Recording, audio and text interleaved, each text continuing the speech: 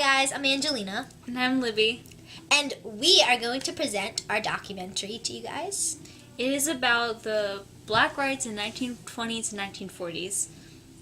And I hope you enjoy because we stressed a lot about this project. Thank you. Hello, I am Angelina here with my coworker Libby'S. We will be going step by step and explaining to you how racism affected our world and still is today. I am going to talk about black rights in the 1920s to 1940s. Black rights struggled during this time period. This was occurring because many white people were racist.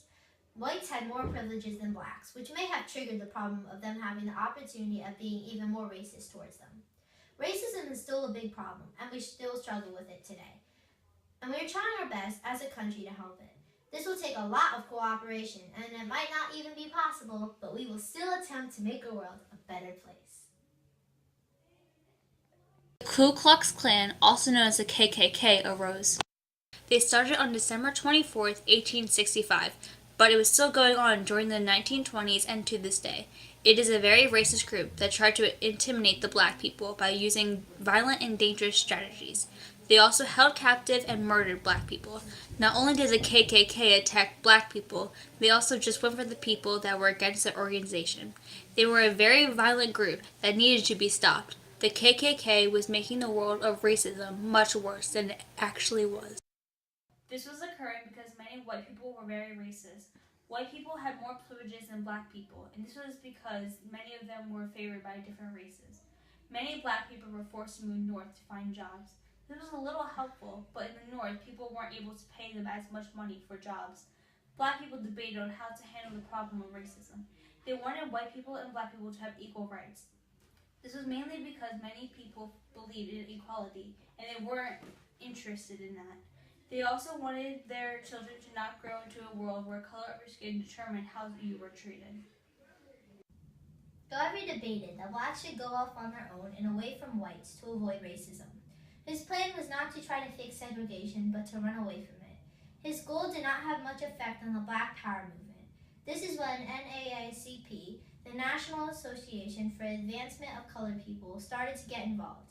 They came up with a general name called the Crisis. It was used to teach people about racism. They were all for equality, and of course, this meant that they were against segregation. They are still used in today's era because many people are still racist. In the 1920s, the Harlem Renaissance was a huge opening in culture for African American people. It gave them opportunity and experience in this era. It made them feel like they could finally express how they felt during their time of strife. African Americans developed the goal to have self-determination so that they can strive to earn equality and equal rights. When WWI, World War I, occurred, the African Americans moved north to find job opportunities in factories because there was a decrease in workers. These black people felt that it was another opportunity for them to show the world culture that they were a somebody. They didn't want to be treated different than whites, when clearly they had the same potential and meaning in their life than whites did. In 1947, an African American named Jackie Robinson pulled a very similar stunt that Rosa Parks did later on in the 1950s. He was riding on the bus that had black people and white people separated, and he sat in the front of the bus and did not move. He was showing that where you sit on the bus should not have to do anything with your skin color. This stunt got him recognized by the coach of the Dodgers team and was asked to play on it. This was a huge deal because Jackie Robinson was the first black person to play on a Major League Baseball team. This inspired many other black people and gave them the message of fearlessness.